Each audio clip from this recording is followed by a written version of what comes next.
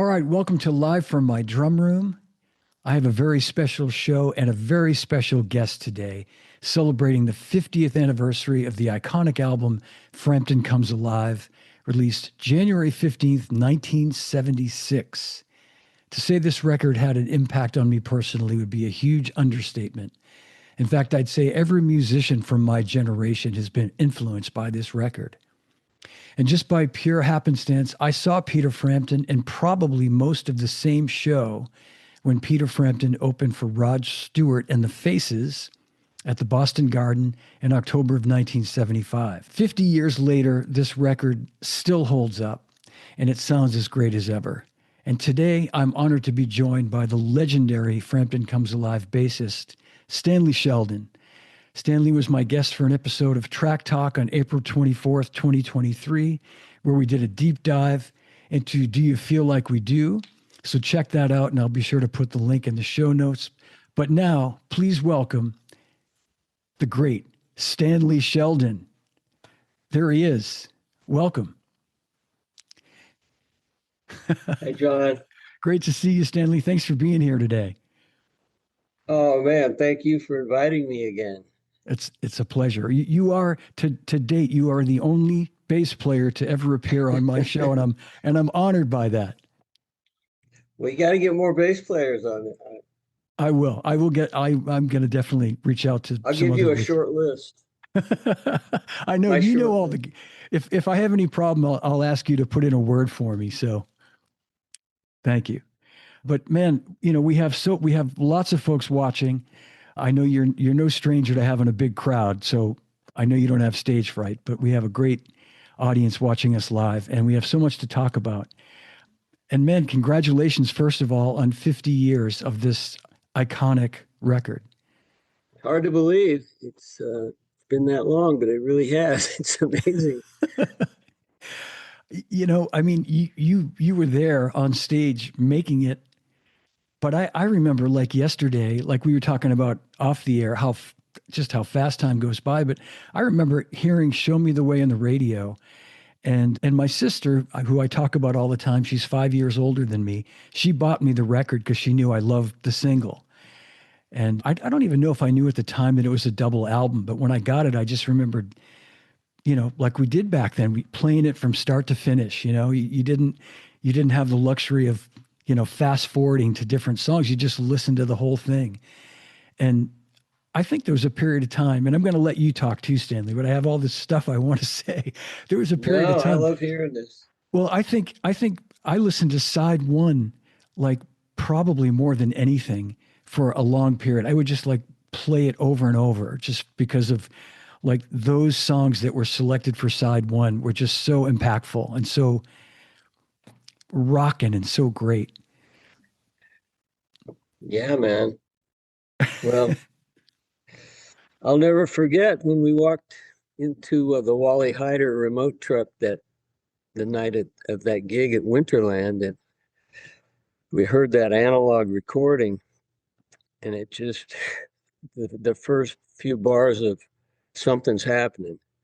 Yeah. I mean, what a way to kick off. That was perfect song to kick off the set. Peter built great sets, but when we heard it didn't take us long. We all looked at each other and goes, well, I don't know, but this is something. Yeah. We've got something here. Well, you answered one of my first questions is, did you have any idea at the time how great, how masterful this was? Or was it just, you guys were playing so much back then that I wondered if like some of these shows that we're lucky enough to hear, captured on tape, if they were it was just another gig, so to speak, and it didn't really sink in how great it was. In this case, we knew that it was the timing. I was thinking about this just leading up to what we might talk about last night when I woke up in the middle of the night. I mean, that analog recording and the fact that I'll try to do a nutshell version of this. I got the call to audition with Peter in April of 1975, and I was living in LA and just happened to be at the perfect place to go meet him at the Beverly Wilshire Hotel where he was staying. He needed frantic to find a bass player. He auditioned quite a few people, and he was ready. He needed someone ASAP. Yeah. And I was just happened to be in the perfect spot. I had just moved to LA with Tommy Bolin, and we'd only been there a month or 2 months, I think, 3 months. It was exactly 3 months. And Kenny Passarelli, Peter had asked him to play bass. He couldn't do it. He was doing other stuff. So he recommended this unknown guy, Stanley Sheldon. I was kind of known in Kansas and in Boulder, where Tommy Bolin and I had been playing fusion. Hmm. Tommy went on to, play on that famous Billy Cobham album, but I was just in the right place at the right time. And when I met Peter, he gave me the 3 studio albums up in the hotel that night, and said, "Okay, you've got 2 weeks to learn this stuff. That's great." Because he was going in for some kind of dental procedure. And he goes, I'll give you a ticket to New York, and we can't really say this is a done deal until you play with John. So Yeah. that John Siomas. And I said, okay, great. That seemed like a great luxury to me to have that much time to learn the songs. And I worked really hard to learn them well because, I didn't realize the gravity of it all at that time. I just, hey, I got a Yeah. gig maybe. It's a gig. Yeah. And he goes, so I'll fly to New York in 2 weeks and you play with John and Bobby. And then it, I guess the point is, the timing of this, the way it came together like that. I played one song with them. I think it was Do You Feel? And we stopped and maybe it was like one song. We might have played 2 or 3 songs, and then we just kind of just meandered to the back of SIR Studios to chat a little bit. And Peter just said, "Welcome to the band." Wow. And that was a great moment. That was, one of those moments you'll never forget. Okay, I got the gig, and I was elated. Yeah. And then we hit the road. I had flown out from LA, and my future wife was still back in LA. I didn't even get to go home. We just hit the road right from there. You No know, kidding. Peter took me up to his country home, and we spent a couple days there and getting to know each other. And I stayed with him, and then it couldn't have been more than a week. We hit the road, So and like a week of rehearsals and that was it? And you guys were that out? was it. And then we flew to Boise and did our first gig opening for Black Oak, Arkansas. In Boise, Idaho. I'll never forget Siomas. He was talking about the Idaho Spuds. Here we are. And I was kind of nervous. It was my first gig playing to that many people, I think. Yeah. So I took a Valium, I think. Everything was fine. Back then, that was pretty normal thing to do. But Yeah. anyway, back to the timing of this whole thing. So we had like just weeks, or let's say 2 months before we were at Winterland. So it just happened so quickly, and Yeah. the energy of our new band, and I'm thinking about this, and the excitement of having a brand new band, and all the you're excited about the new material that you've just learned, and everyone's clicking because the chemistry's right. And Yeah. Peter, we all felt the chemistry, but Peter, he knew it immediately, as well as the rest of us. Hey, this is good. Yeah. So we did those first few gigs. We went to New Orleans, a few other places. I just remember it's kind of Did a haze, but it wasn't more than 2 months we arrived to Winterland and yeah. made that record. And it was just the freshness and the excitement of knowing that we're going to take this somewhere. We didn't know. We were opening for Jay Giles a lot, and because we Yeah. had the same manager, D'Anthony. So we were doing these gigs, and we knew it was going to be something. A year later, Jay Giles was opening for us. So things happen fast in this business. But Isn't that wild? that Yeah. timing, the timing of playing those songs live, and there's something so special about capturing a live performance. And even back then in the studio, the all my favorite musician friends, we love to just play right in the studio live and capture it that way, analog, Yeah. Yeah. all face to face, and Yep. no overdubbing. Of course, there was some, but to get those basic tracks.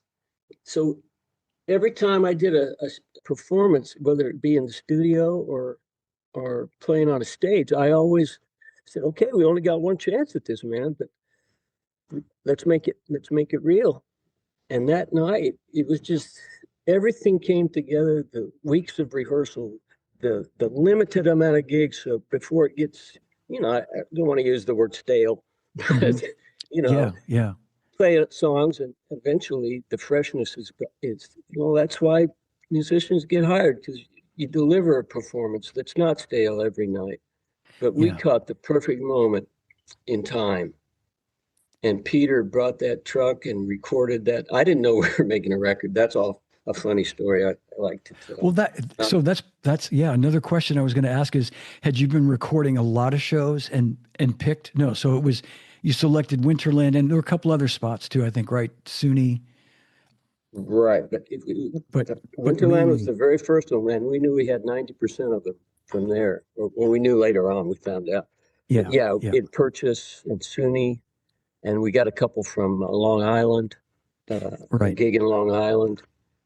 So most of it, and San Rafael. The following yeah. two nights later, we played in San Rafael. I remember Cameron Crowe was there interviewing us all, and he was just a Wow, kid. yeah, he had to be. Wow. So But that's that the so movie, right? and so were the songs. This is so great to get all this really deep inside information. So you'd only been out really a couple of months when you recorded most of that live record. Had you been were the songs sort of evolving to like the arrangements? Were you guys trying different things from night Peter to gave night? us Peter did give us latitude to, but we all stayed pretty faithful to we had a good roadmap because of Peter's three solo albums in the studio. So Yeah. I was just kind of emulating what Rick Wills had played on all three of the records. It was Rick Wills, and Hmm. he played some, he did a great job on all those records. So Yeah. I just Yeah. kind of took his style, and we stayed faithful to the arrangements. But Peter, we could choose our own notes, Yeah. and Yeah. we knew we had the feel. So I think the spontaneity of jamming and getting improvising every night in our own individual ways, which we did, but we stayed close to the map, but we Yeah. did have room to breathe. You know, I don't know if you remember this, but when I had you on to talk about "Do You Feel Like We Do," we played the original studio version with Rick, and I never realized it until I started listening to that.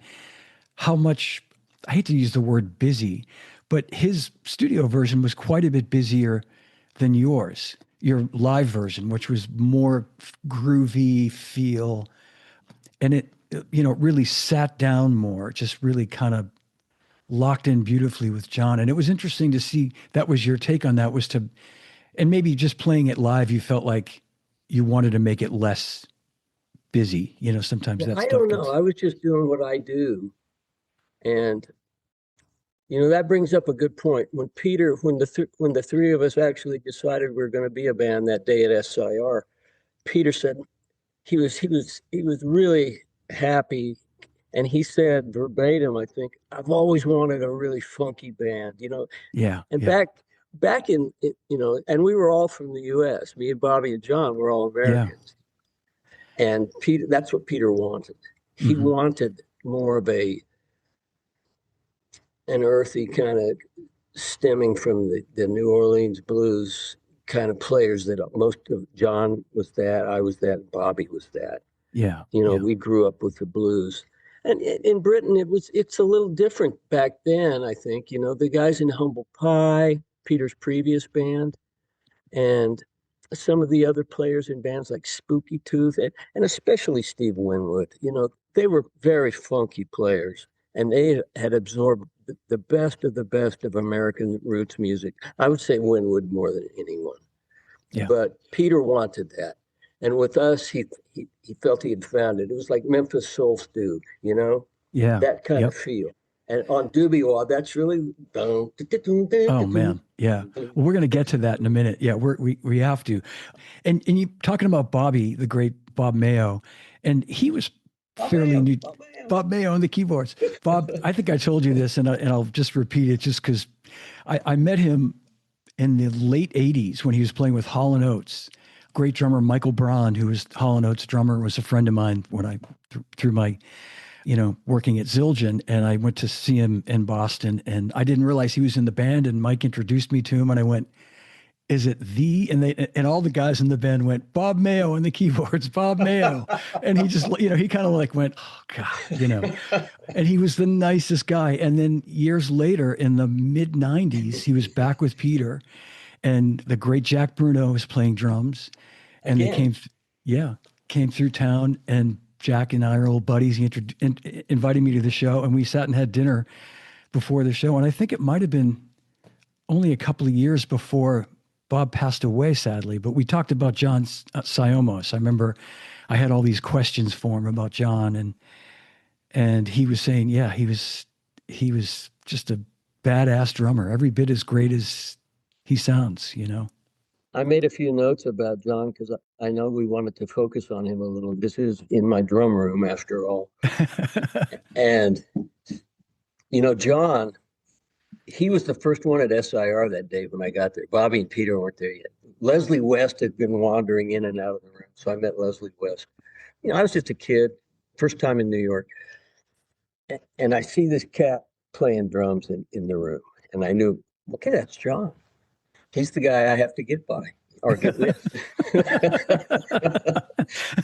I just listened to him playing alone for about 5 minutes, and he was just it was the most killer groove I'd ever heard a guy just nonchalantly do mm-hmm. for himself. He's just, he was just warming up. But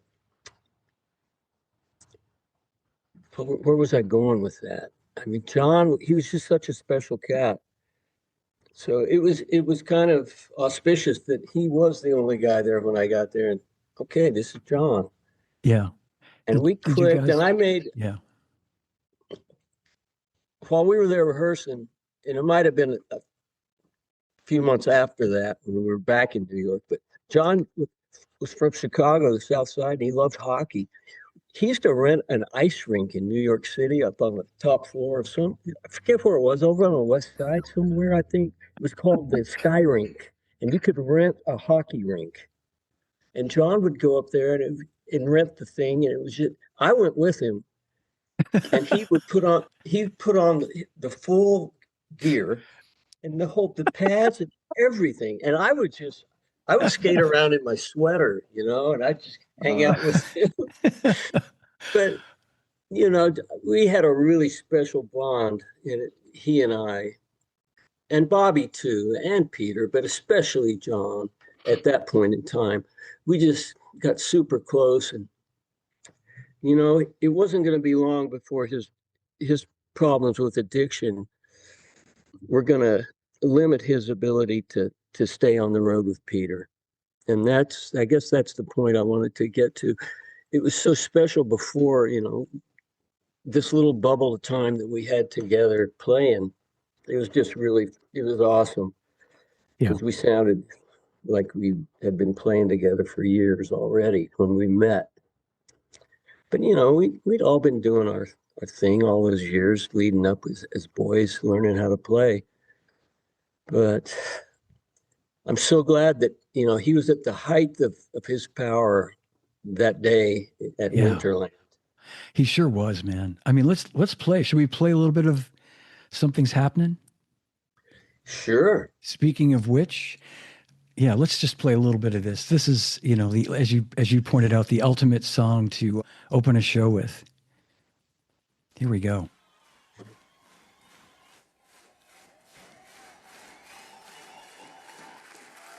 First song, side one, Frampton Comes Alive.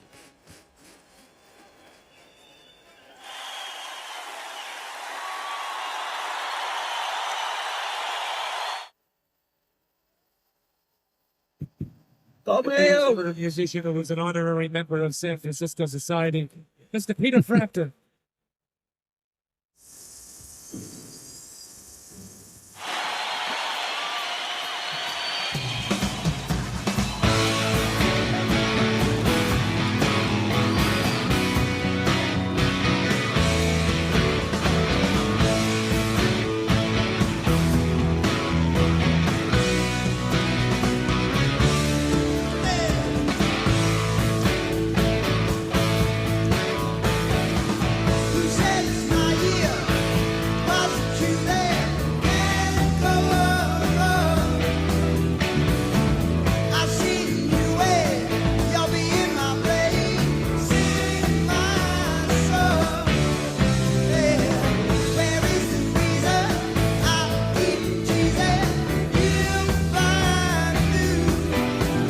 You guys sound so great, man.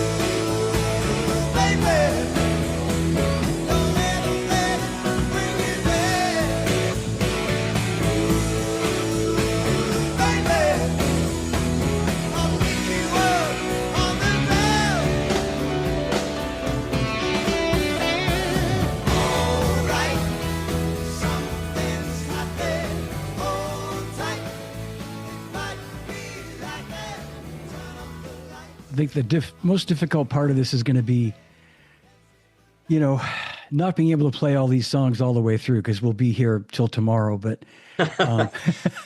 but man, I mean, so many things I have to ask you right now. First, I want to ask a question from one of my bandmates, my buddy Paul Candelori, and I want to shout out to Paul Candelori and my other bandmate Paul Gianelli, who are huge Frampton fans and huge Stanley Sheldon fans. And Paul Candelori asked, were you playing fretless bass on the entire record? Yes. You were? Okay. Yeah. And a lot of people were really surprised, even bass players that I've talked to, that I just kept it kind of intonation. There was not a lot of sliding that a lot of fretless bass players might do. Well, back then, hardly anyone was playing a fretless bass in a rock format. I'd say me, and first guy I saw was Danko. Mm-hmm. And then Dee Murray from Elton's band, the original trio, he played fretless. So we were, and Kenny Passarelli. I can't leave Kenny out. Mm-hmm. he was playing with Joe Walsh. So that's the handful of bass players playing fretless bass in rock bands back then, to Yeah, my knowledge. So yeah, every every I played it 100% of the time back then. man. What that song, I'll just say from a drummer's vantage point, I'd been playing drums just a couple of years when I got this record, and it opened my eyes. My influences were John Bonham and Ringo and Charlie Watts and Keith Moon and all those great drummers from that time, and guys like Buddy Rich. But John's playing was like this other, I guess the closest thing might have been Bonzo in terms of like the sort of heaviness to it, but he was even funkier, as you pointed out earlier. He just had this, and the way he played the bell of the ride cymbal during those whether it was the chorus of a song or an instrumental, you know what I'm talking about. And the way you guys accented together, like when he was doing all those little bass drum accents, playing like four on the floor and those, and you're like following it with those little bass runs. As a kid, I knew that was really special. Like I hadn't heard that before.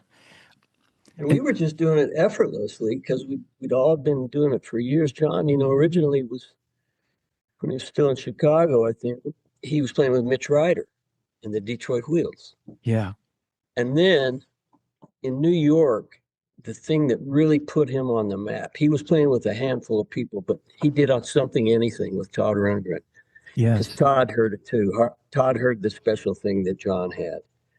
And if you listen to Hello, It's Me, the cymbal work, the feel, it's Ah, almost ethereal. yeah, And John will always be famous for that track.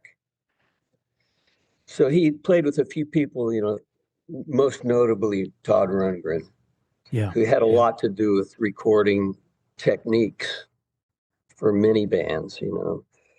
He was kind of the guru of Hmm. that. And Tommy Bolin, my buddy, loved him too. So that's where I first heard John, and I didn't even know I was hearing him when I was back in Colorado back in 1970, hearing Todd's album.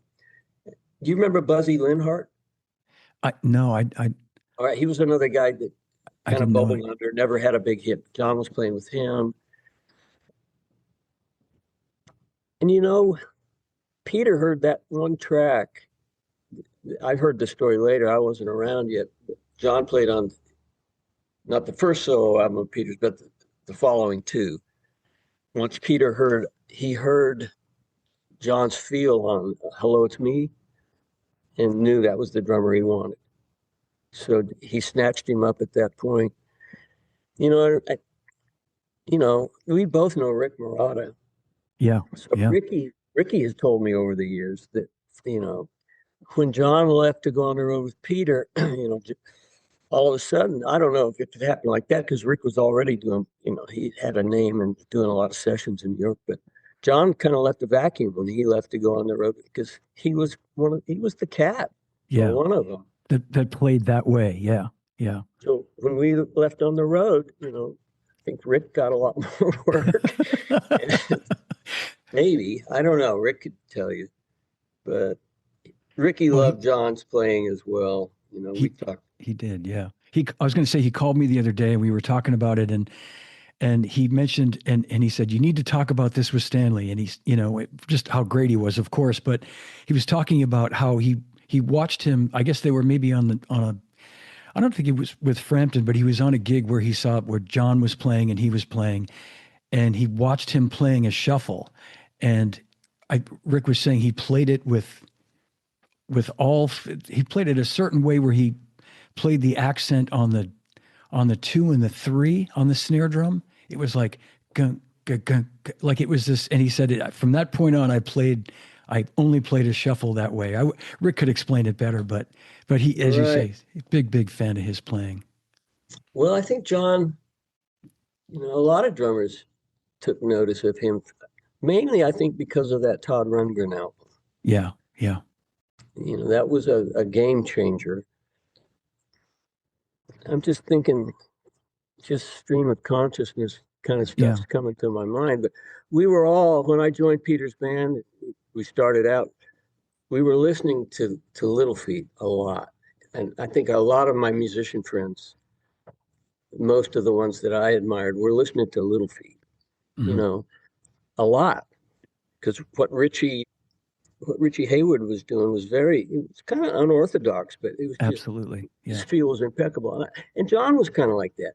He did things that just a little different somehow, but Absolutely. uh, Yeah. And I'll point out just as a drummer again, I mean, what really stood out and what you hear on this record, and I give so much credit. I didn't realize that it was Chris Kimsey was the engineer, yeah, which makes great perfect Christian. sense. Yeah. Great Yeah, worked Chris with the Kimsey. Stones and a bunch of Yeah. people. Always gets a great sound. And John, John, you can hear it really clearly, even on a 50-year-old recording, where he's playing eighth notes with his left foot as a right-handed drummer. So he's playing the ride cymbal, and those little things where he's playing those little quick eighth notes with his left foot, and it just kind of really gives the whole thing this lift. Peter would always talk about this particular track, the way John played Lines on My Face with the hi-hat in the back one Yeah, yeah, offbeat. And it was just an amazing feel. And oftentimes, I think with drummers, it's what they're doing with their hi-hat is really gives them their signature. yeah, yeah. You know what I mean? Absolutely, absolutely. And the breakdown and Do You Feel Like We Do, where you guys are just That's another one. yeah, and he's playing those little 16th notes, but we play that song, my band, and we do a pretty good job, but it's just the way you guys are locked in, and it's just this both of you guys. I mean, your feel, his feel. Peter It's gave us that was the one song that I would say we would stretch out and hardly anybody stretched. We just kind of, but we had yeah, the freedom. If you listen, if you're patient enough to hear that whole little improv section, talk box, and John and I just almost hmm becoming catatonic with. I actually saw John nod out once during that while we were doing it. no, It took a little bit of patience to play that section, but it's it was fun to improvise, to just save you know, build tension up for like 32 bars and then just do something. It was yeah, really yeah. fun. Yeah, no, it's beautiful. It's just it's masterful. I mean, I can't explain it any better. But I started to ask you. So Bob was still pretty new when you joined the band. Bob was pretty new as well, right? He had just He was the most recent member other than me.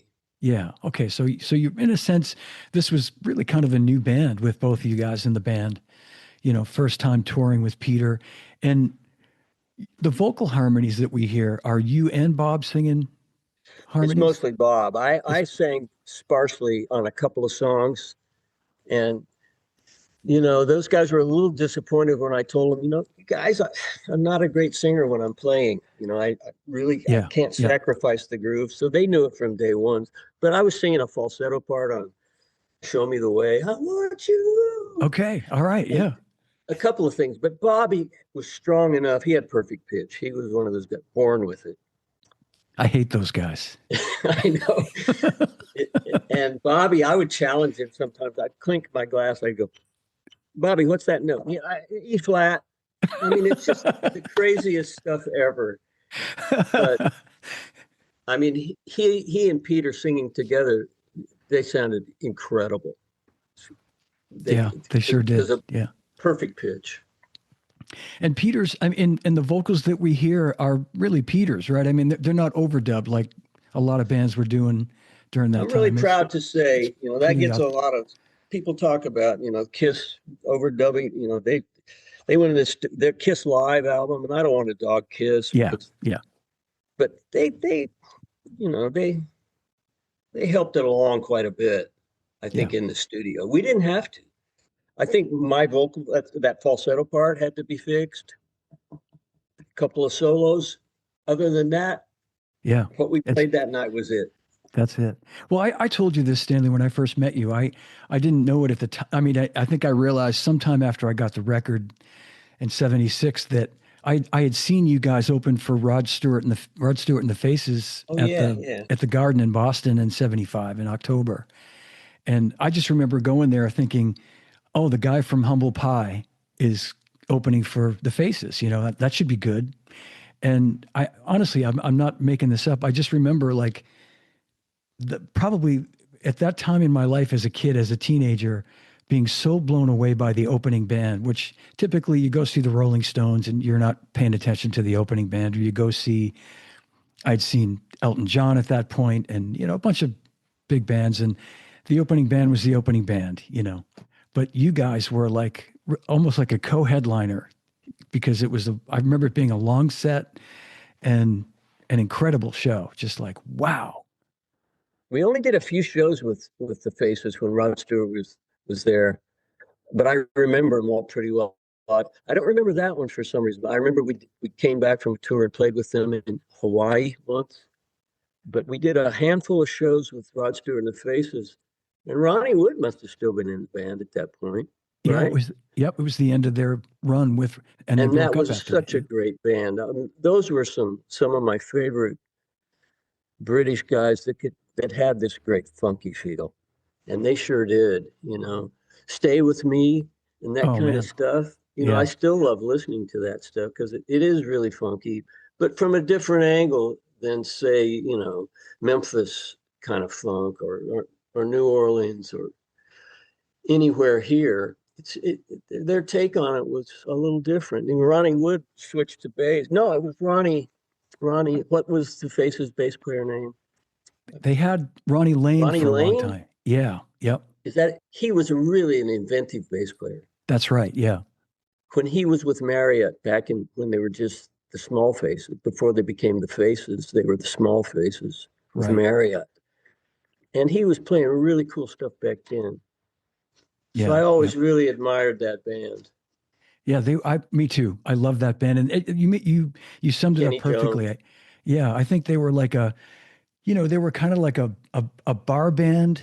You guys, I would say, my interpretation would be your band, the Peter Frampton band. It was a much more polished band. I think you guys just individually are more polished and as a band, but those guys had this special kind of mojo because of their looseness and Right. almost like the Stones of those days where they could fall apart any second. But And I it love was, that raw sound. You know, another yeah, band that was like that was Bad Company, had that same kind of yeah, yeah. nonchalant, kind of just boozy, you know. Hmm. I don't know. It's hard to describe, but that's what it is. Yeah. I was doing that in a band with Tommy Bolin. We were playing blues with that kind of approach. We were always looking for a singer when we were in Boulder that could, you know, be our Paul Rogers. Or we tried to get Terry Reid as a singer. Me and Yeah. Tommy and I. We approached Mike Finnegan, the great keyboard B3 player, and we never found a singer. But when we moved to LA together, Tommy and I, this was right after he'd done the Billy Cobham album. He got an audition with Deep Purple, and I got the audition to play with Peter Frampton. So we went our very different directions at that point. But we loved playing jazz, fusion, blues. You know, that's what Tommy and I did together. Yeah. Yeah. I don't like what Rod Stewart and those guys were doing. It's just kind of loose, and everybody's drinking on stage, smoking, Oh yeah. stoned. Yeah. Yeah. And other stuff too. And Yeah, Leonard absolutely. Skinner, can't leave them out. They're kind of the same. Yeah. Yep. No, I mean, it's my favorite period of music, really. I mean, is So you that saw that show? Where was that show? that was at the old Boston Garden, All which right, I was, love that room. Such yeah, a funky old room. I mean, a band could sound really awful there or actually pretty good. And you guys, honestly, I remember I'd seen the Stones there in June of '75. They sounded amazing. I'd seen Aerosmith in April of '75. It sounded horrible, just horrible. It was so You know, loud. we had only been together. Did you say October was the show when you were there? October of '75. Yeah. We'd only been together for 4 months 5 months at that point. So it was Amazing. still fresh. Yeah. And just ahead of when you recorded the record, right? That was November, I think, right? We'd already recorded it. Oh, That's right. That's right. We just hadn't taken it back to Electric Lady to put it together. Now that's a Right. story in and of itself. I probably told you, but when we were compiling, listening to what we had from the live recordings in Studio B at Electric Lady, I was Yeah. I was doing basic tracks for Tommy Bolin's teaser album with Narada Michael Walden and Jan Hammer in Studio A at the same time. Wow. Yes, you did. Yes. Please tell it though. Yeah. Well, these are the two, I'm not one of those great session guys that have played on 1,000 great records like the guys in Ronin, like Doug Moore and Waddy and Rick. They've all played on hundreds of incredible records. I've just played on a handful, but with me, at least it's quality versus quantity. But, Tommy Bolin and Peter Frampton are the two artists that defined my career, basically. Yeah. That's what I'm associated with more than anybody else. Maybe Warren Zevon, but I never made a record. I just did live stuff with Warren. But it's uncanny that those two projects we were there at the same time. That's wild. Yeah. I remember going back and forth from Studio A to B, and Peter and Bobby would, be listening to what was going to become Frampton Comes Alive. And then I got to go track, you guys. I'll be back in a minute. And then we were cutting tracks with Tommy and Narada Michael Walden. There's a track we did on that teaser album that's just amazing. So that was probably the greatest Powder? time of my. Yes. Yeah, Marching Powder. Yeah. He does a solo over a 15/8 figure. It's just amazing. I had Narada Michael Walden. Yeah, I had him on my show, and we talked about that. We talked about you, and I missed that one. I have to go back to the archives and watch that one. Yeah, I'll send you the link for it. It was incredible, and we talked about that track. And but back to this, I was just going to say, when you popped your head in when Peter and Bobby were mixing, did you tell them make sure you keep the bass up there in the mix, guys? Don't forget me. It's only 4 of us in the band, so it's kind of hard to leave anybody out. Right. It's funny, I don't like to toot my own horn, but I'll never forget. Bobby Mayo told me, Stan, I forget, just in passing, he said, that the sound of that fretless bass is what makes this record sound so unique. It's just a phased kind of a growl that a fretless bass has. Yeah. But I'll never forget that. He goes, that's what makes this record what it is. It's the sound of the bass. And I go, well, honestly, I'll buy that. Yeah, I didn't know it at the time, but it absolutely sounded and sounds unique to me. As a drummer, I knew there was something about the way you guys sounded together that was different. It's just the tone of that bass. It gave it a certain something that had never been captured. Maybe on record it had, but not live. Yeah. Well, speaking of your great bass playing and your great bass sound, let's play a little bit of Doobie Wah, where we get to hear a little bit of Stanley stretching. And by the way, I want to point this out too. I made a note, and I know I don't have to tell you this, Stanley, but everybody listening, check out, this is Bobby playing rhythm guitar on this one, right? Incredible rhythm guitar player. Fuck, Bobby, man. His unbelievable. Rhythm, again, I remember hearing it as a kid and digging that it was the guy that plays keyboards playing guitar, but as an older, more mature musician now, wow, it's like Bobby and I used to look at each other and just groove out on that section, man. I had so much fun playing with him on rhythm guitar. I'll bet, man. Yeah, he's so funky. God bless him, man. Here it comes. Here's Doobie Wah, second song. Here we go.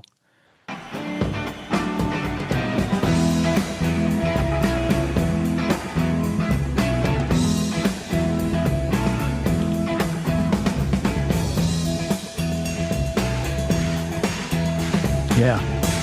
Yeah.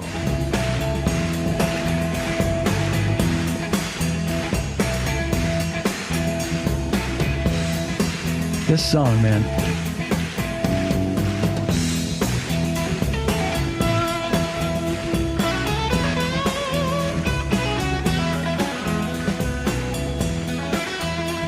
And you just got this unbelievable foundation there.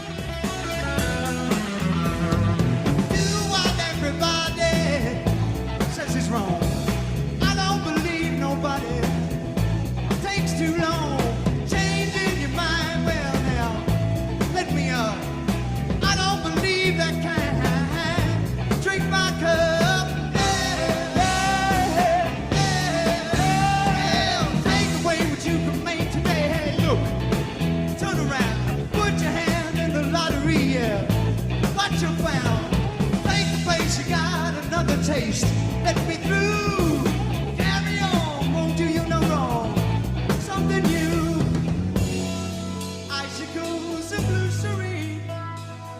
can hear that fretless tone.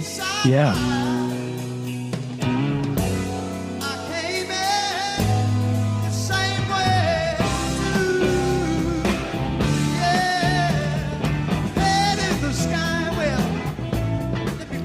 You guys are just grooving, man. You know, John's just laying it in there. Yeah. It's pretty easy to follow that. All right, here we go, right here.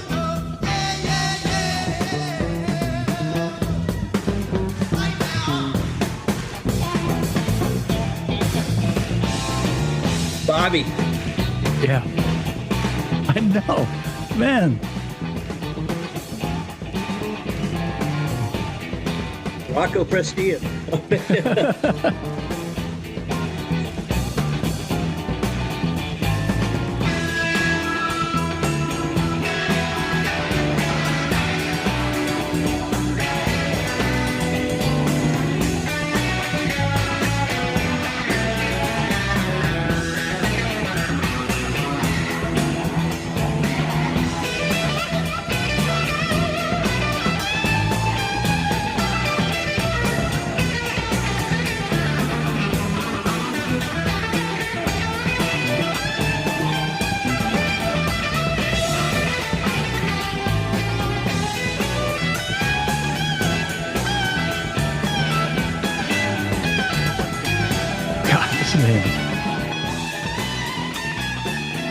I forgot it was so long. It goes on a while. Yeah. And then the dynamics right here.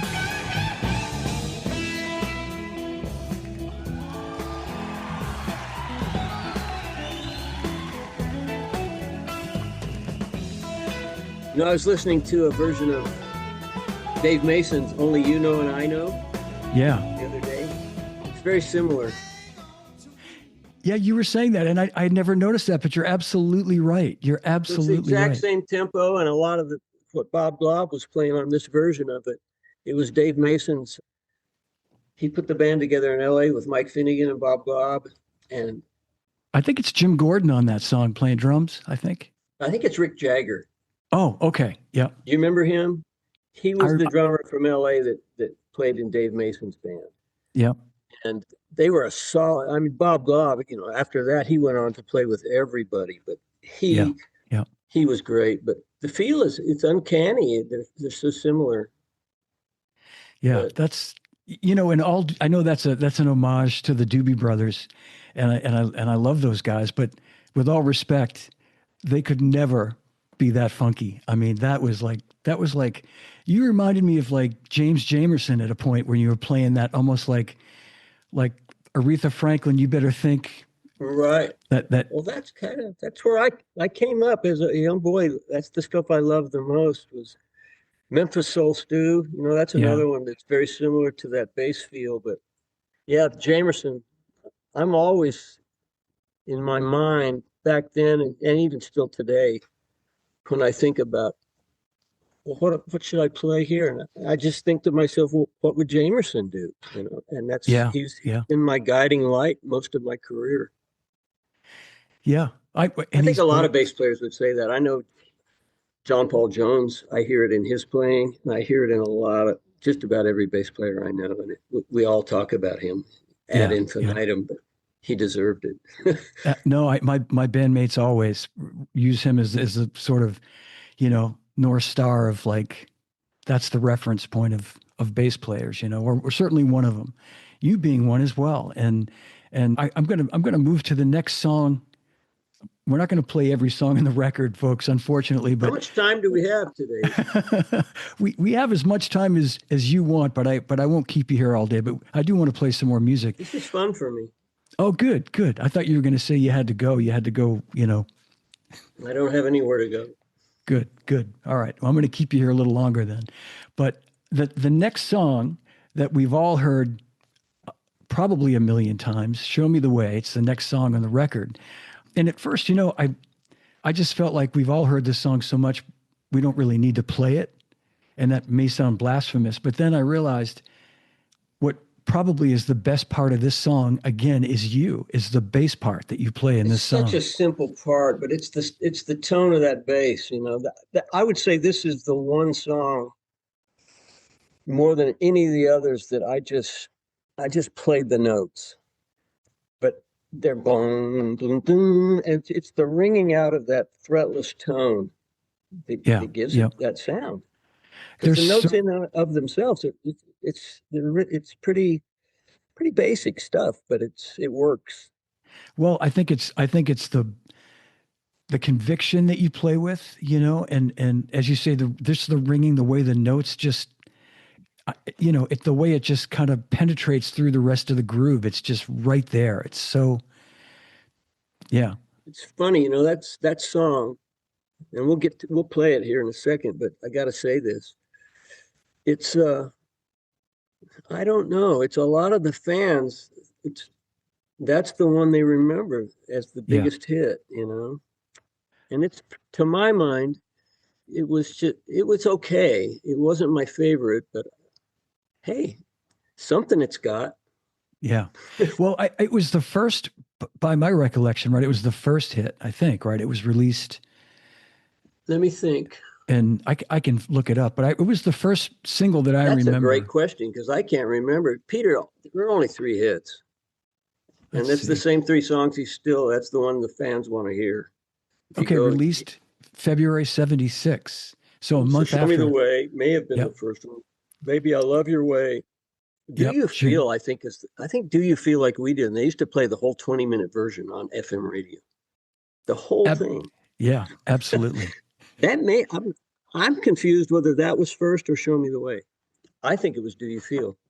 Because according to the wiki page, it says Show Me the Way was released in February of 76, Baby I Love Your Way in June, and Do You Feel in September. Well, there you have it. See? But you know what, though? As we know, Stanley, FM radio had no rules in those days, where they were probably playing Do You Feel right out of the gate.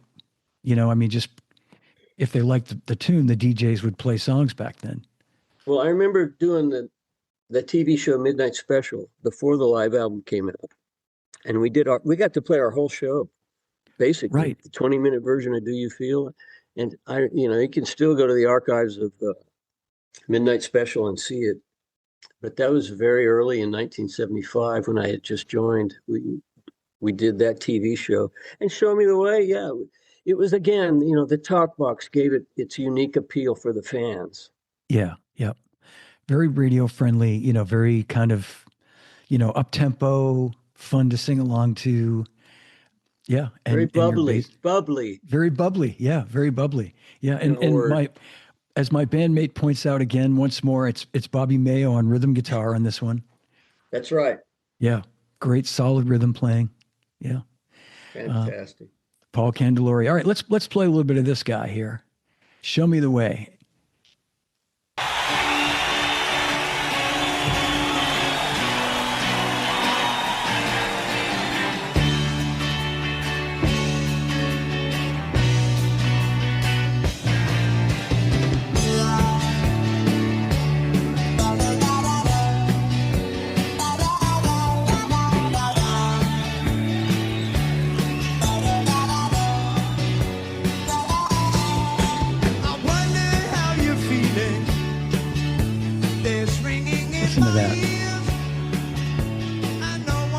It's so simple, that bass part. It's a feel. It's the feel. It's the feel. Yeah. Man. John's driving this one. And he's just playing 4 on the floor. Or these fills. Yeah.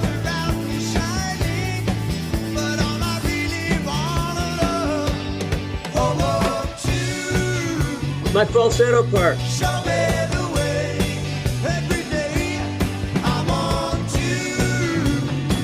Yeah.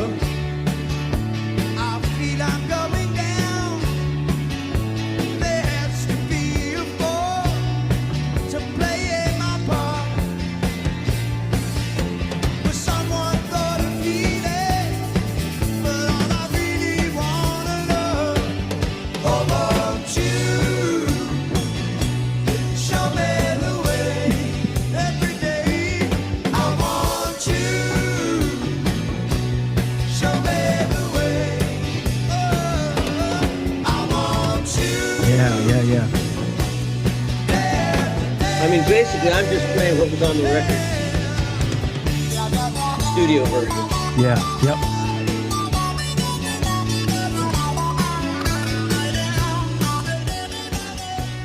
I don't know. The fans love that one. They love Yeah, it. absolutely. And John doing those things that, again, were kind of a new, again, I keep talking about being a young, dumb drummer, but a new concept for me where he was doing those decats on the hi-hat kind of He fills. sounded like Al Jackson.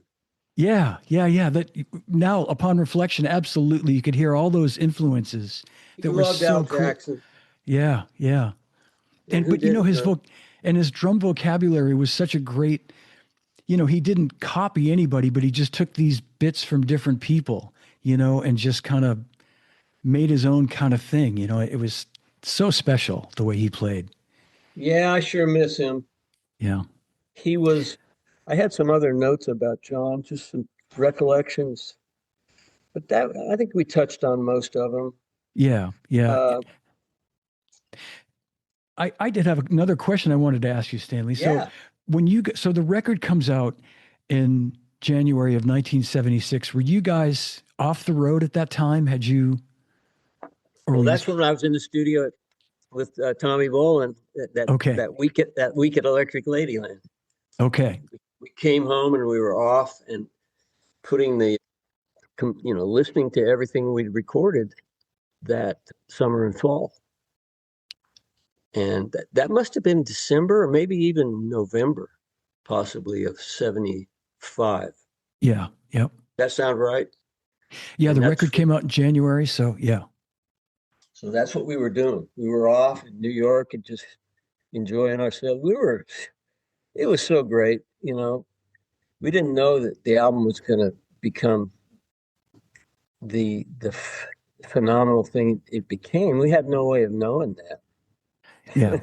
And we were all as surprised probably more surprised than anybody that when it finally hit, it did go to number one.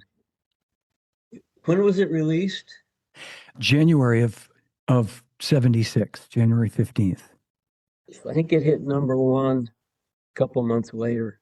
Yeah. I mean, Show Me the Way, I feel like was played nonstop around that, like shortly after the record was out. By February, March, you were hearing that nonstop on the radio. After they released it, yeah. Yeah. I remember going home that summer in 76. That was probably the pinnacle of Frampton mania. I'm back to my hometown here in Kansas, and it was, you'd go to the swimming pool, the town swimming pool, and you'd hear "Do You Feel" the whole 20 minutes of it. Wow. And I was just in heaven. You can imagine. Sure. Yeah. Well, Number one album. That was my next question. So did it kind of keep you guys out on the road for a while? Like, had you planned to be off, but that put you back out? Like, I would have thought in fact, you told me, and I think Rick told me. Yeah. What did Rick say? Well, I know when John left the band, there were a bunch of other drummers that came in. Well, that's a whole story. I've got voluminous notes on that, but it reminds me of when John he was just he'd spiraled into a point where he couldn't play anymore with his addiction. And that's when the first drummer, this is so amazing, the list of drummers, Gregorico. Oh, man. Peter, for some reason, Peter didn't feel it was clicking with Greg. Greg and I locked, man. I love that guy. We're still good friends. Oh, he's so He only great. played with us for like a week, 2 weeks. Then Newmark came. Andy Newmark. And he did one gig. He wouldn't rehearse, and Peter was a little flummoxed about that. But it was maybe one of the greatest stadium shows we ever did. The one where Andy played drums without rehearsal. We were nailing endings with never having rehearsed, and that reminds me of. Did you ever you've been to Rick's apartment on 35th Street? I've been to his house in L.A., but no, not to his apartment in New York. I think he still has it. He does. He absolutely has it. Yeah. But in my mind, that was like that's where most of my career memories are right there at Rick's apartment because right across the hall from Rick's was Andy Newmark's apartment. Yes. So I had just worked with Gregor Rico, and then Newmark was the next guy, and we hit it off, and we're still good friends. I was hoping he would become the drummer, since John couldn't do it, but it didn't work out. Wasn't meant to be. And then Rick was next. Yeah. Bob Mayo was recommending all these guys because Bobby was a New York guy and he knew who the cats were. Yeah. Yeah. So Rick came in. Rick was there for quite a few months. But I remember going up to the apartment, 35th Street. It's like a fifth floor. Take the elevator up, and Jerry was there often. Rick's brother. And so it was me and Jerry and Rick. I met Linda Ronstadt up there one morning. She was up there. We went and ate sushi, but it was just an amazing. I loved that apartment, but I'd knock on Rick's door and Newmark would come out from across the hall because he heard something. And go, hey, Andy, how you doing? Like Kramer on These Seinfeld. are the first three drummers that replaced Sionis were Gregor Rico, both of Sly Stone's drummers. Yeah. And then Rick, after that, Rick played for quite some time. He was using charts, and the guys on our road crew were having a lot of fun with Rick, stealing his charts. So he'd have to do it without the charts. But I remember that. But Rick sounded great with Peter. And it was that connection with Rick, that 35th Street apartment house. Some of my fondest memories go right back to that spot in physical space. But later on, after having played with Rick, when Warren Zevon needed a bass player for the live tour, that's when Rick said, we should get Stan. And so they called me up, and I was living in New York at that time too. So I flew out to LA and met Waddy and Rick and all those guys. So all of a sudden, I'm meeting my favorite players in LA all at one time. They're all there. Cooch, Jackson Brown, everyone's there. So all of a sudden I'm in this clique, and it was just the coolest feeling ever. That's so great. Be with those cats. I love those guys. And still today, we put Ronan back together a couple of years ago. I remember. Putting the band back together. There's only one place that people want to hear us, though, or even know about us, have ever even heard of us, is in Japan. I remember you guys, but the old saying, that's how we met, John. That's how we may have met before that, but it was at the studio in Nashville when we were reuniting Ronan. We hadn't played together in 50 years. Man, 40 years. 40 years, amazing. Yeah. And you were there. Yeah, yep. I was excited to meet you. I knew who you were. Rick said you were going to be there. I said, holy shit. Stanley Sheldon.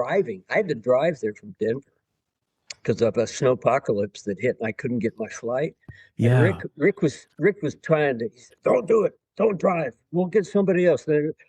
This is a whole nother story. There's a whole bunch of Nashville bass players that would love to do that gig. Oh, the guy that got mentioned was my friend Steve Mackey, and he's one of the session cats well known in Nashville.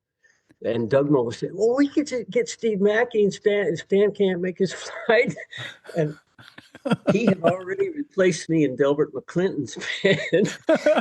And then after that, he went on to become Peter's bass player. Oh, so when okay. I heard the name Steve Mackey, I went, "Is this guy dogging me?" I mean, I know he and I joke about it, or will joke about it. Well, it was kind of just the craziest milieu of people. But it's like anywhere. It's like that LA Mafia group that I just met with Waddy and those cats. In Nashville, it's kind of the same way. Yeah. But I played with Delbert. I met the cream of the crop because Delbert was kind of notorious for hiring Nashville's finest. Mm-hmm. Which and there's a lot of people that fall under that rubric. What's the word? Is that it? But there, Well, But you know, when you mentioned all the different drummers that came in, I know Joe Vitale was also someone that came He in was right after Rick. after After Rick. Rick, All these great drummers, and I know you told me this, and I've heard it from some of the other drummers that have played with Peter since that time. How, and I have so much respect for this because, in fact, one drummer I want to mention in particular, a friend of mine who could be watching right now, Nashville drummer by the name of Brian Fullen. I remember Brian did, I think, just one tour one summer, and it was 30 years ago. It was 1996. So it would have been the 20th anniversary of the Comes Alive record. And I remember him, I was working for Zildjian. He was one of our artists.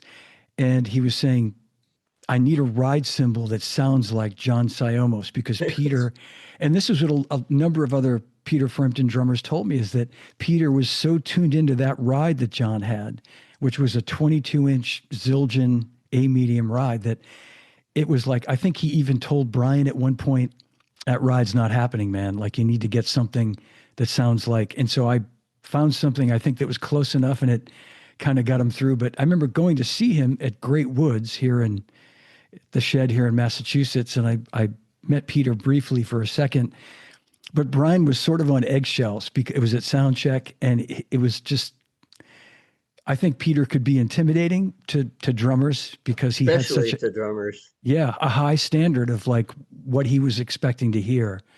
And I got to think too, the feel was so important to him that not everybody's going to be able to have that feel that you're talking about Rick and Andy and Joe Vitale and, you know, that, Well, I think Peter would push it.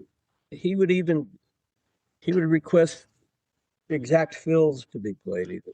And yeah, a lot of drummers, some people can be put off by having to do exactly what another player has done. But that's what Peter wanted, yeah, because John did play so great on the record. He wanted a lot of that to be what was there live yeah. every night. And Dan Wojciechowski, his most recent drummer, He's lasted a long time. yeah, God great bless him. drummer. Yeah, great, and a great guy. And again, a guy I signed up at at Zildjian, and I remember the cymbals being very important to, to Peter. He's even gone out and used John's original kit from the live recording in Right. Winterland. Peter takes that on the road sometimes, and Wojciechowski will play that kit. And it's a real honor. It wouldn't be for any drummer to play because it was a beautiful kit.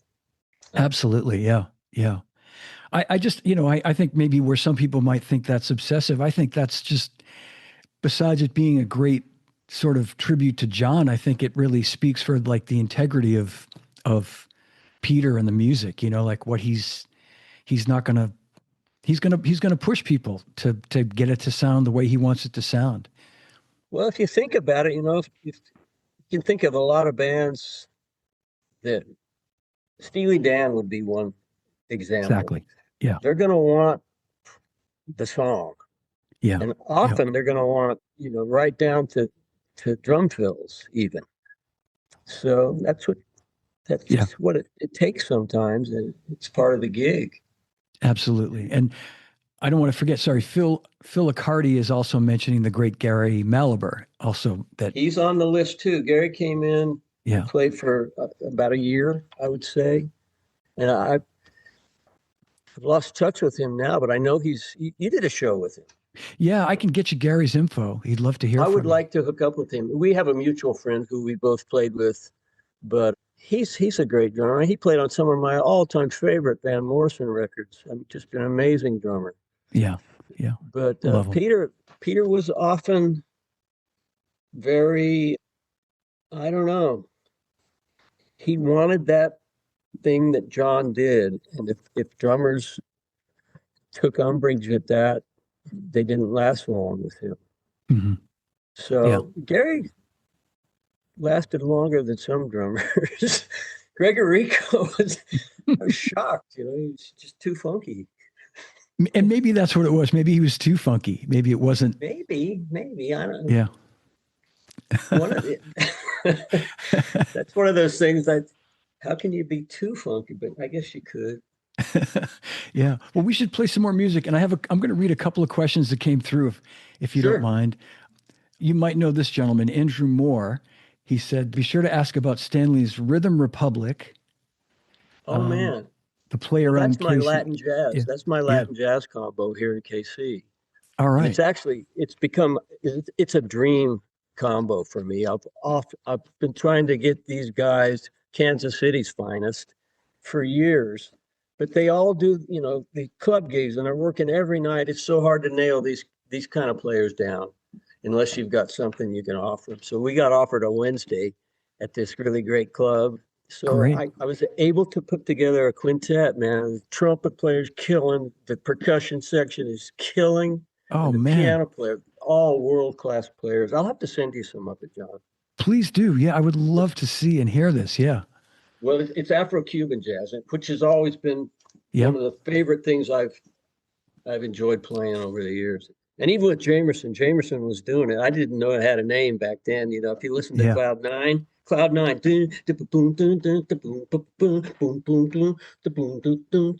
it's Afro-Cuban. So that's always been in my style. I love it. Yeah. Yeah. I'd love Well, to tell him hear it. thanks for asking about that. Yeah. Thank you, Andrew, for the question. And one more question from a longtime listener and watcher, Anthony Cusino, who I think you know. I've seen him on my Facebook page a lot. He said, would you ask Stanley what are some important qualities that he looks for in a first choice drummer? And glad to have met and gigged with Stanley with keyboardist Steve Saslow years ago while living in Bedford Hills, New Yeah. York. Okay. Yeah, that's when I lived in Bedford Hills. Yeah. Well, What do you I look for just in a look for drummer? a drummer that just has impeccable time. That's the most important thing to me. Yeah. Because for good or ill, it's kind of like being cursed with perfect pitch. If you hear a note, that's not it. That's not perfect. It must drive you crazy. Well, I'm that way with time, Hmm.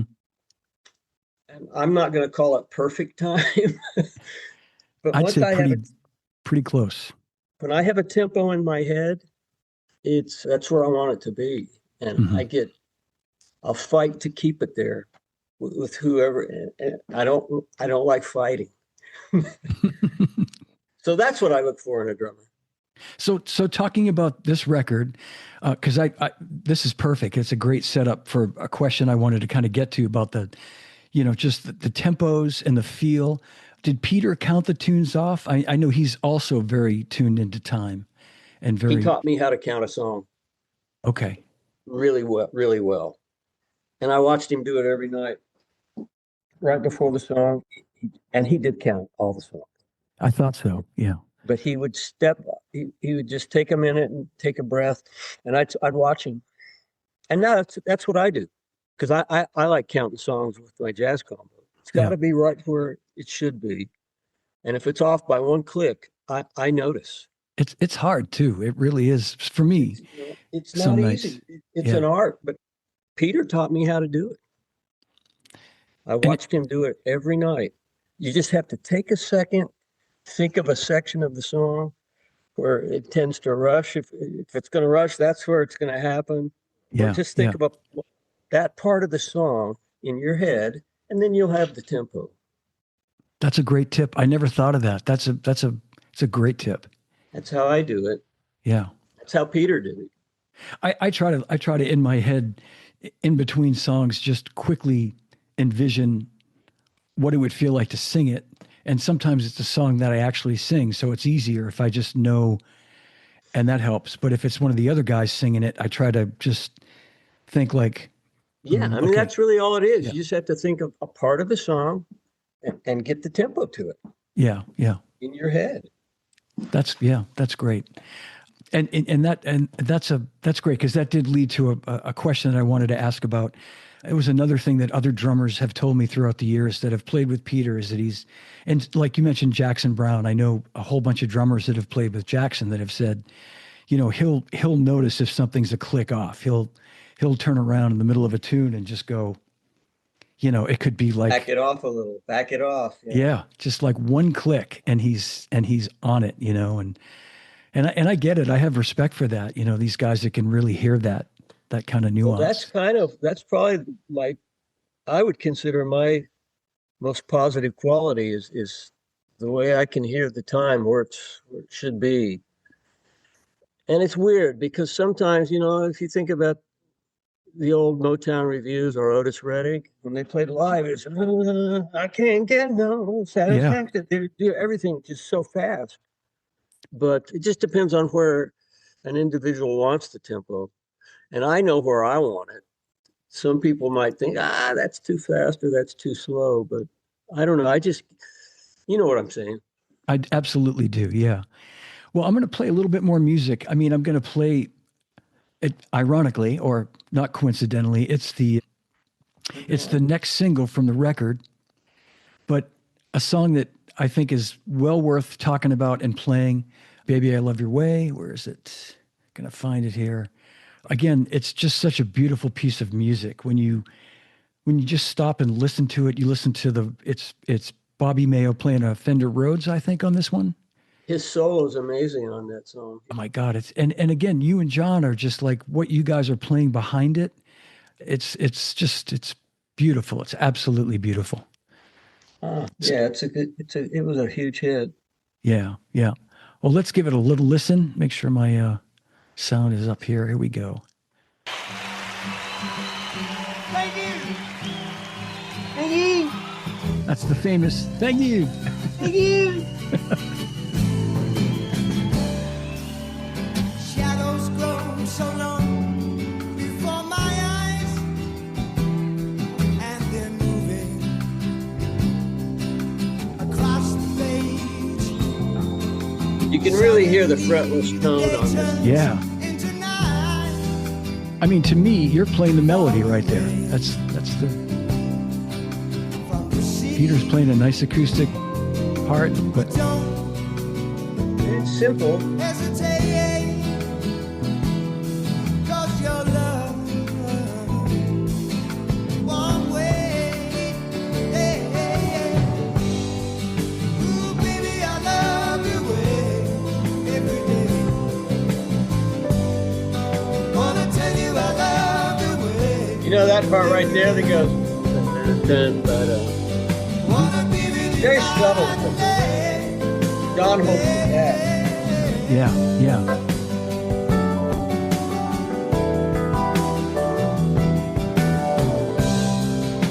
These little accents here. Moon appears to shine beneath the sky with the help of some firefly. I wonder how they have the power to shine, shine, shine. I can see them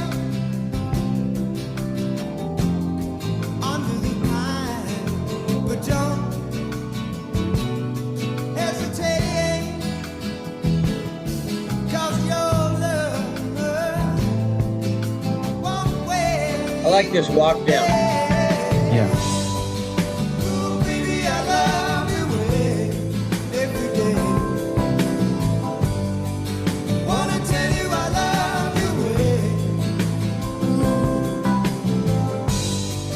Wanna be with you night and day. Ooh, yeah. Here we go. Yeah.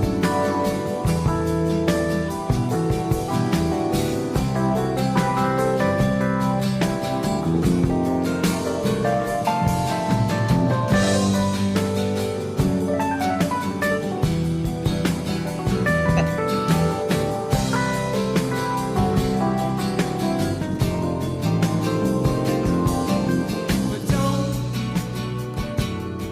hesitate, 'cause your love won't wait. I can see the sunset in your eyes. Yeah, we had to get Bobby's solo in there. You know, the dynamics, the way we were all just breathing together. It is an amazing sounding track. It really is. It absolutely is. Yeah. And again, it's one of those, I think it maybe doesn't get the love and the respect it deserves because we heard it on the radio so many times and it's a ballad and people sometimes dismiss. Well, I'd argue with that. I think it's probably the fans' most beloved song is that one. on the live shows anyway. Yeah, when you do that, well, that's great to hear that, and I guess that would make sense because it was such a big hit song. I think sometimes like the people overlook the hits for some reason and think, it's I've heard Well, that it's not so many. like Peter had, there's bands like Steely Dan who've had 20, 40 hits. Doobie Brothers, you can reel off a Yeah, bunch of bands that had 10, 20, 30 hits. Steve Miller, how many hits did he have? Peter only had 3 hits. And that's true. Yeah, those are the ones that the fans want to hear. And he's yeah, made some great albums over the years. But still, they're coming to hear those 3 songs, really. yeah, yeah. Well, I'm going to play just the intro to one more song that it's a great little drum intro. Let me guess. I give up. I'll give you money. Oh yeah, that's like Yeah. the John Bonham kind of deal. Exactly. Let's play a second of this to just a little tribute to our friend John Siomos, who sadly I never met, but would love to have met him. But let's play a second of this. This is a good one. Yeah.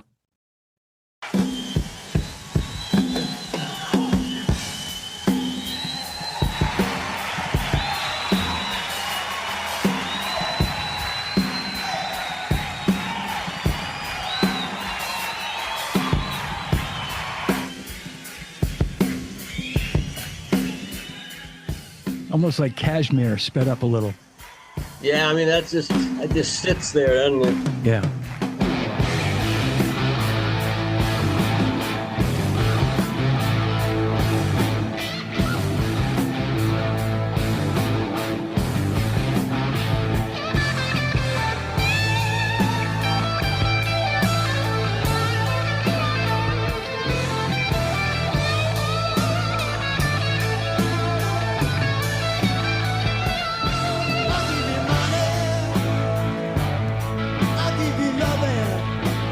Tell you a story.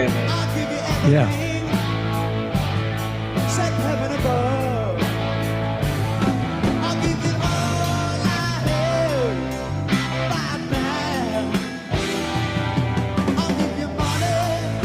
Man. I'll give you loving.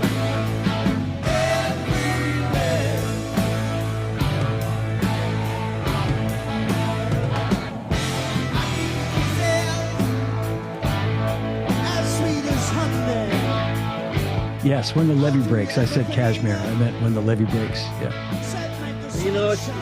This was one of the songs I did at the audition. Peter wanted to hear the fretless. Oh, no kidding. Fretless. So that slide, boom, boom, Yeah. boom. It's subtle, but that's what's going on. It's just a boom. I don't know if you can even hear it on the record. Yeah, I think you can hear it. I'll turn it back up in a second. I was just going to say, this is a great example of, how great it was in those days to like play a record from start to finish and find all these great songs that you didn't hear on the radio that were like became your favorite song, There's another favorite of mine that never gets played. Most of the fans don't even know it. It's called Magic Moon. And if you want to hear Frampton sounding like Led Zeppelin, I finally convinced him to put it in the repertoire 10 years ago when I was out on the road with him. Because it's a hard one to pull off live, but it's the most Zeppelin-esque song that Peter's ever written. Listen to it sometime. It's called Magic. I will. Yeah, Magic We Moon. can play Okay. it now. Yeah, sure. I can do that. I can find Can you it. pull it up? I sure can. Yep. Put it on. You'll freak out. Hang on, everybody. I love this. We're calling an audible here, thanks to my buddy Yeah, man. Stanley. Well, Peter did a couple of what he would call his tributes to Led Zeppelin. This is one of them, Money. He wrote that with Zeppelin in mind. And this other one, Magic Moon. Okay. It's on the Something's Happening album, I think. It's Yep, either there it that. is. Find it? I did. Yep. It's got a killer groove riff. All right. Here we go. Turn it up. All right. Here comes Magic Moon, and it is from the Something's Happening record. This is my favorite Frampton song.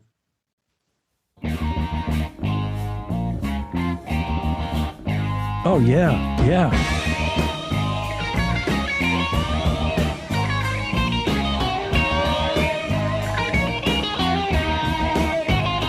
Read your horoscope. Does it help you cope? That's John on drums, obviously. Yep. Are you into it? Rick Wills on bass. Do Yep. you chew the fat? Let me pinch the songs. Don't Oh, yeah. miss all your fun. You ever heard this one? I haven't heard this before. This is great.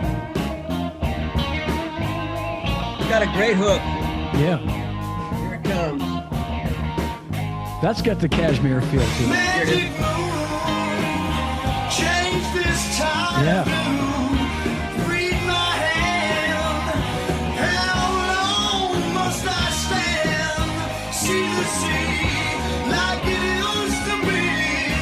No more gas to burn.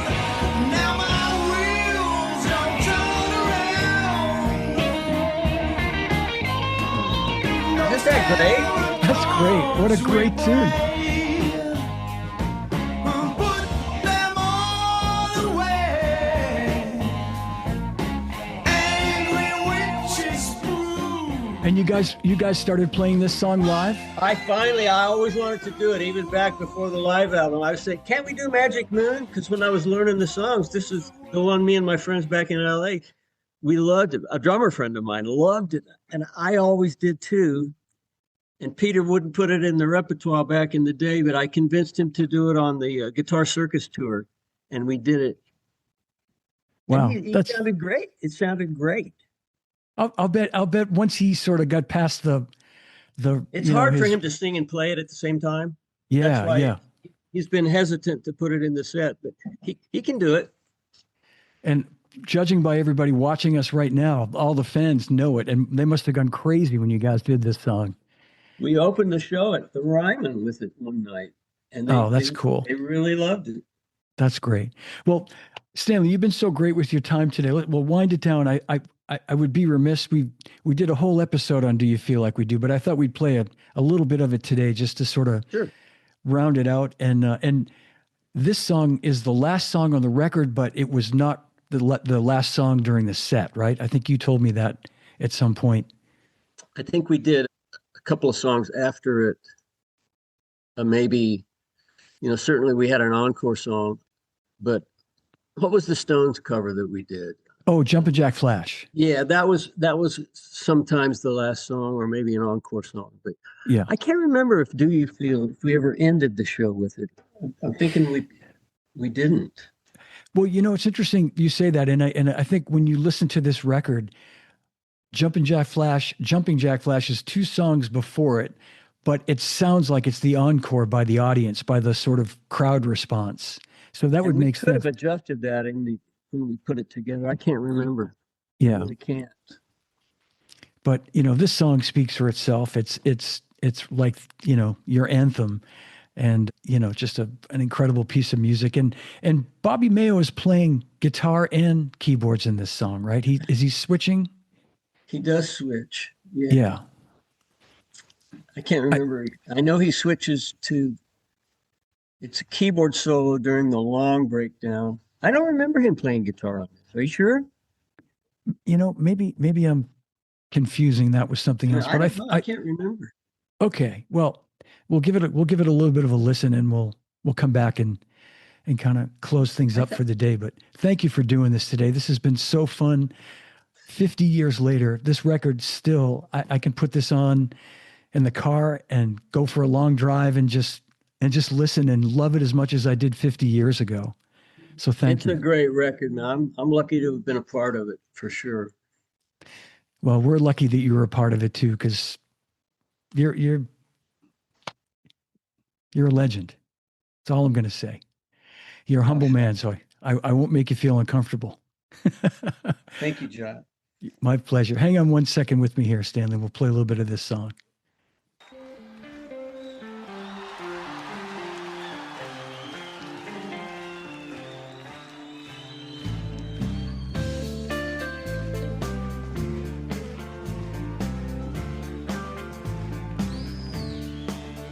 John's hi-hat. Yeah.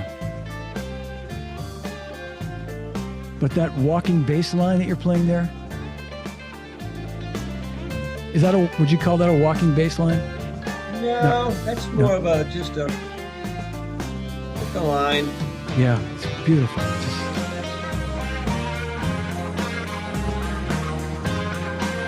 Simple.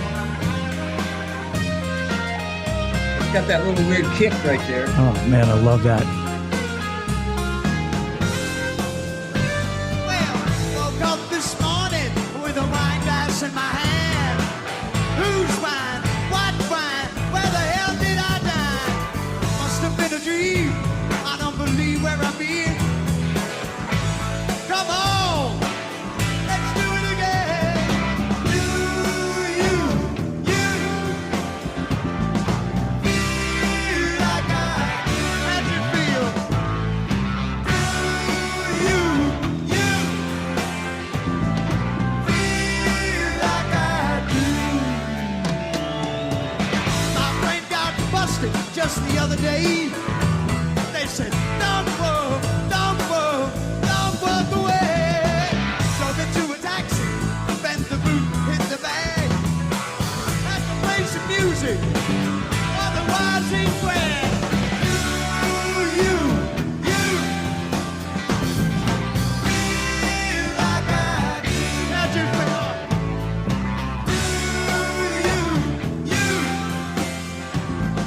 I think Bob is playing guitar. I think so, yeah. I just think heard he a is. part. Yeah. And then at some point he switches He to goes the back to keyboard. yeah. Yeah.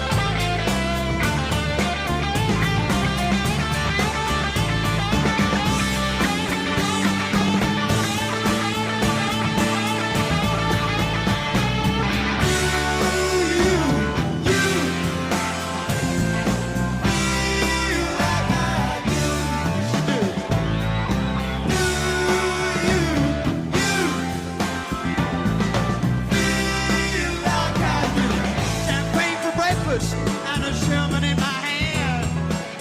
Preach stuff, preach tale, never fails. Man.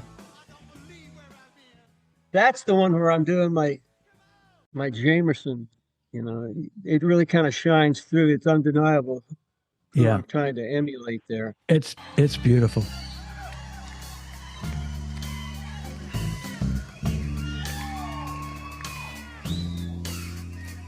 This part right here, I have to play just a little bit because to me it's Sure. it's a lesson for rhythm sections. Like this is The lesson in patience.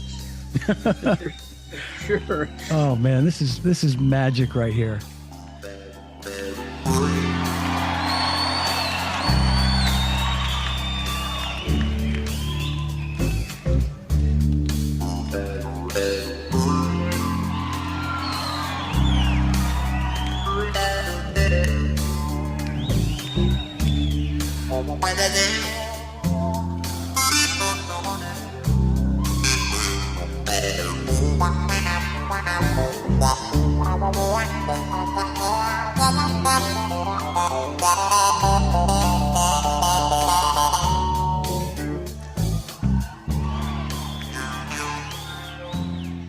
And I'm going to just skip ahead to just one more part here, and it's The big ending. the big ending. It's that last 2-minute build. I'll Right. see if I can find it right here where Have you you ever and heard John Rick Beato break this song down? I love Rick Beato. I haven't seen this particular. He Did you breaks do this it with down. him? It's pretty brilliant the way he does it. You know. I have to check it out. Yeah, I love Rick's work. it's the part where you and John are playing almost like a fusion-y kind of thing where you're playing that. Well, you'll hear what I mean.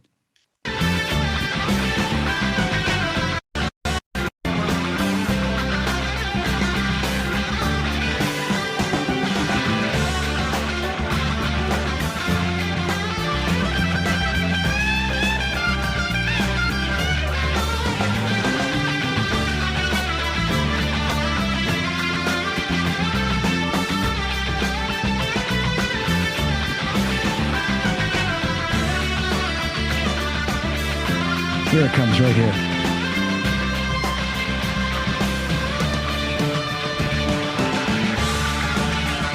Yeah.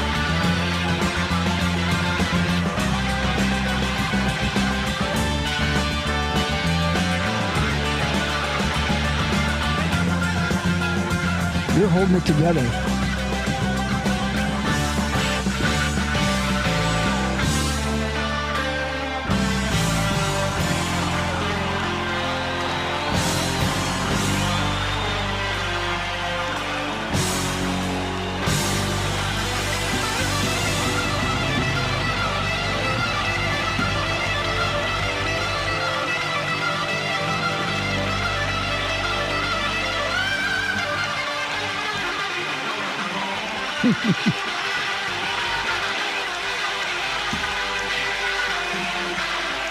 One more quick chord.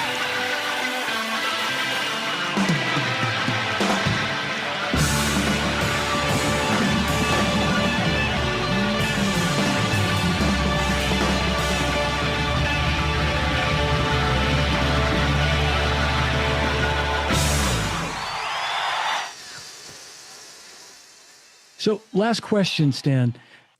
Was he basically directing you guys during that big ending, like as far as No, the cues that was probably where we improvised the most. That was never the same from night to night. Okay. The only things were the same were the notes, at the very end, that's all very well orchestrated. But what we're doing in between, Yeah. that's pretty impressive improvisation every night, Yeah. And it's that night, it was pretty incredible. On fire, man. It's the greatest ending ever. It really is. It's the greatest The way ending it ever. builds, the way Yeah. it builds. Yeah. And John's Yeah. little da do do do do ba boom boom. Yeah. That part Yeah. was orchestrated. We're basically just playing the riff, the beginning riff. All Yeah. we're doing is slowing it way down, going.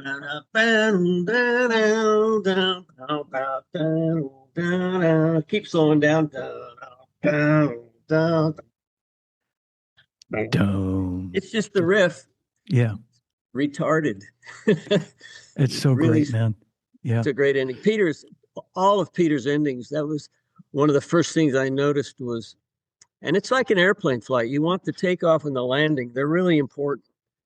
So with Yes. Peter, our endings were always well rehearsed. Yeah. Yeah. But everything in between is just all improv, especially on that long section, Yeah. that's what made it so fun. Just incredible. Well, thank you so much for being here today and sharing all this information and all these insights with everybody. And I want to thank everybody for watching today. Big hand for Stanley Sheldon, everybody. Thanks, everyone. I really enjoy doing this, John. We'll do it again, Stanley. There's plenty to talk about. So Yeah, we never really got to the Tommy Bolin stuff someday. we'll do that. We will do that. Cool, man. Well, hang with me for 1 second. We'll end the stream and say goodbye to everybody. And thanks again, everybody. I'll see you again real soon. And again, thanks to Stanley for being here today. Thanks, everybody. All right, that's my show. If you enjoyed it, give it a like, leave me a comment, and please subscribe to my YouTube channel. You can also download the episodes on all podcast platforms. And please visit my website, livefrommydrumroom.com, for upcoming shows and information on purchasing Live From My Drum Room t-shirts and hoodies. 100% of the proceeds go toward a scholarship I've created with the Percussive Arts Society. The link is also in the show notes. And you can contact me through my website or at livefrommydrumroom@gmail.com. And remember, no drummers are harmed on any show. And drummers, when in doubt, leave it out. Thanks for watching. Thanks for listening. And I'll see you again real soon.